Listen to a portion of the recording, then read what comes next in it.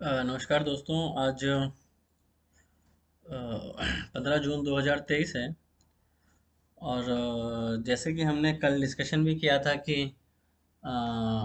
Event के बाद क्या होता है ऑफनली, कि अगर बाज़ार में पहले रैली हुई हो या पहले बाज़ार में डाउनसाइड हुआ हो, तो बाज़ार मोस्ट ऑफनली अगर इवेंट उस के अकॉर्डिंग ही आता है तो उस तरह के बाज़ार में हमेशा रिवर्सल बड़ा अच्छा चलता है। जैसे कि आपने रिसेंटली अभी दो आपने एक एग्जांपल भी देख लिए। पहला एग्जांपल अगर आप देखते हैं तो वो था हमारा आरबीआई की पॉलिसी वाला, और आज था हमारा ये फेड वाला। आज के दिन में हमने क्या किया? आज के दिन में हमने एक टाटा मोटर की कॉल ली थी। वो हमारे फेवर में गई थी, दो दो रुपए के आसपास। बट हम उससे ब्रेक इवन पे, जब वो नीचे आया उस पर हम ब्रेक इवन पे एग्जिट हो गए। उसके बाद हमने बैंक निफ्टी की पुट ली थी 44,800 की, वो 50 रुपीज़ के, 48 रुपीज़ के आसपास।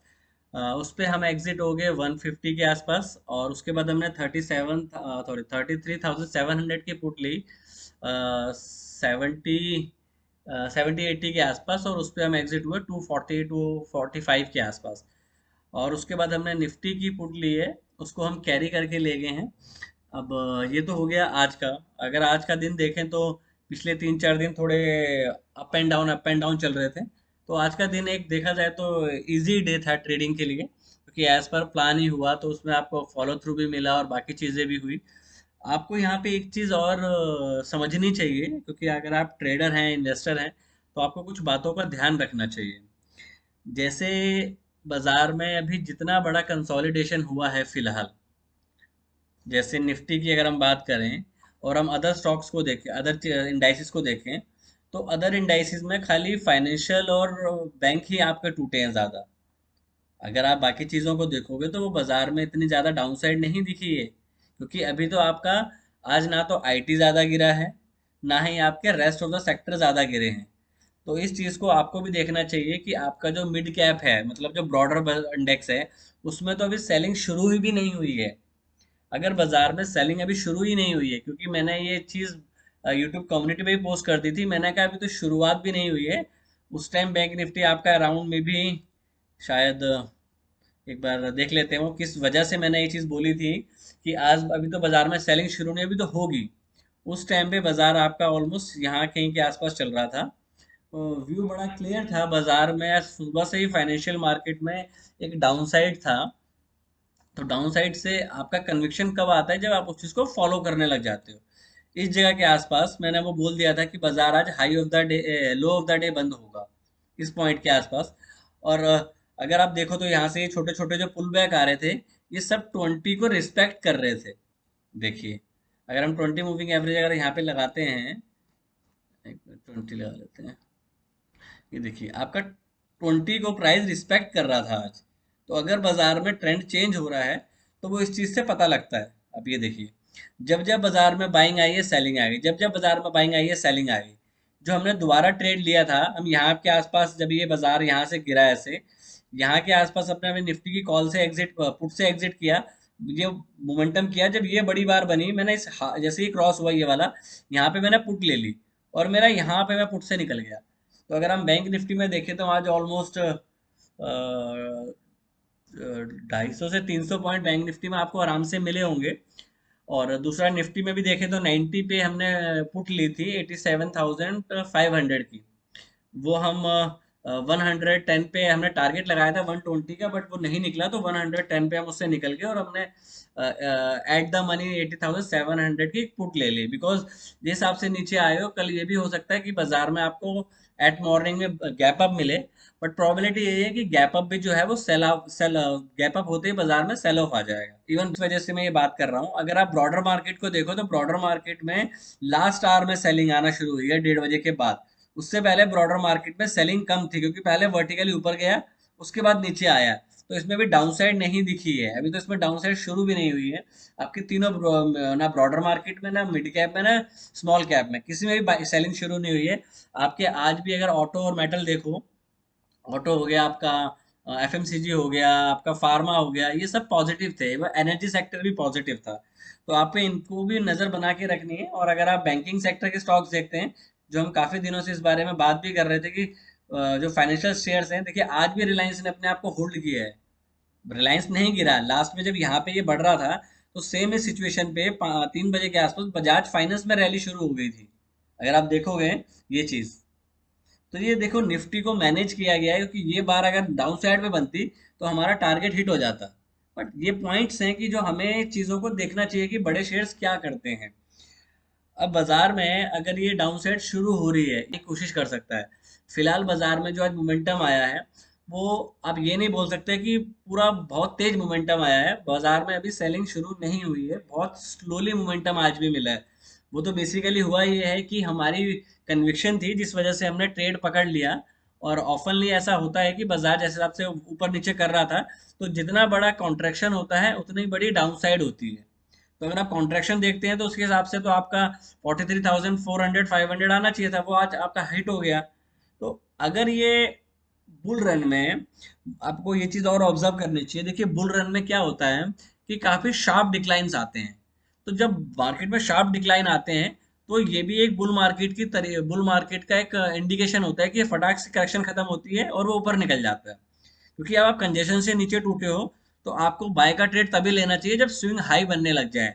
तो टिल देन आपका जो ट्रेड होना चाहिए वो गैप अप के बाद, अगर बाजार में कल गैप अप होता है तो आपको खुलते ही बाजार को शॉर्ट करना चाहिए।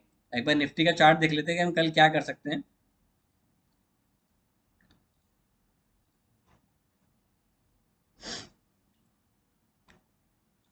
और 200 लगा लेते हैं।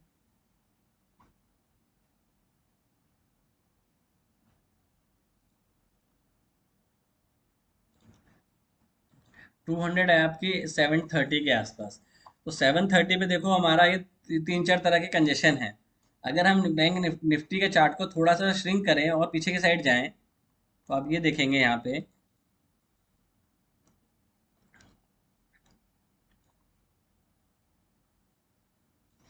अब देखो ये कंजेशन था हमारा, ये कंजेशन था, कल इस कंजेशन से गया और वापस चला गया।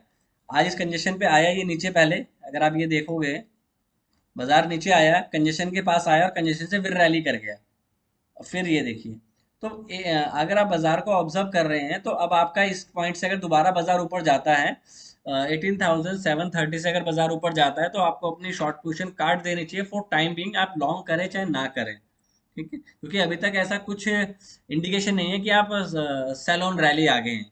बट जो प्राइस एक्शन बना है उसके अकॉर्डिंग एक हल्का ट्रेड प्लान बनाने हैं कि अगर बाजार ऊपर खुलता है, क्योंकि निफ्टी में सेलिंग नहीं हुई है, आप जस्ट कल के क्लोज के आसपास, कल के लो के आसपास बंद हुए। कल का लो आपका 690 का और आप क्लोज हुए 688 पे।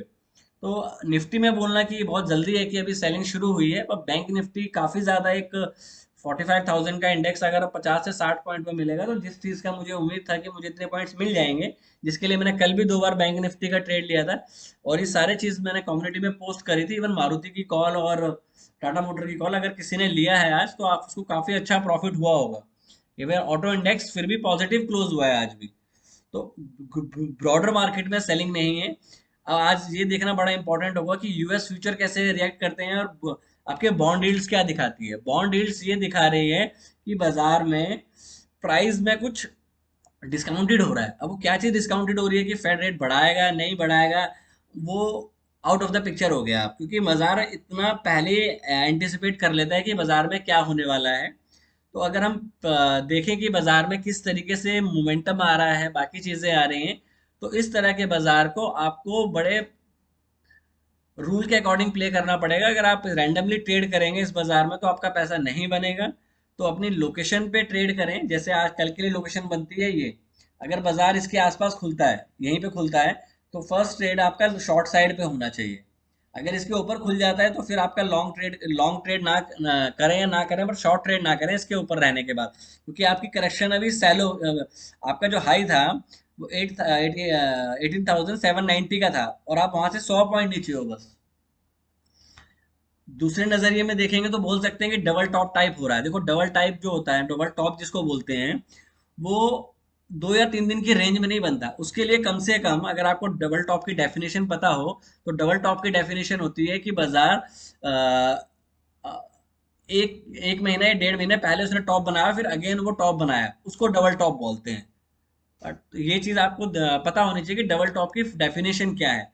तो जो आज बना है उसको हम डबल टॉप इजीली नहीं बोल सकते, बिकॉज अभी रिसेंटली ही वो टॉप बना था। अगर हम इसको देखें 30 मिनट्स के चार्ट पे, तो ये आपका जून में बना है, 8 जून को, और आज ये बना है। तो ये टॉप नहीं बोल सकते आप, क्योंकि टॉप जो होता है वो कम से कम 1 से 1.5 महीने का डिफरेंस होना चाहिए किसी भी, अगर आपको बड़े इंडाइसिस में आप देख रहे हो टॉप के लिए। लेट्स सी, अभी आप 30 मिनट्स में भी 200 से ऊपर नीचे नहीं गए हो। वन 1 आवर के चार्ट पे भी आप ऊपर हो। 15 मिनट्स के चार्ट पे भी आप 200 से ऊपर ही होगी।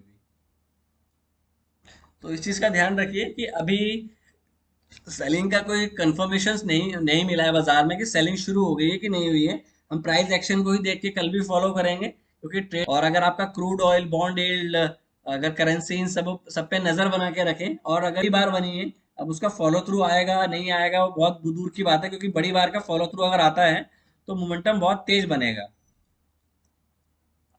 एक बार बैंक निफ्टी का चार्ट देख लेते हैं जाते जाते, डेली पे। आपने देखिए कितना बड़ी बार बनाई है बाजार में आज। हम्म।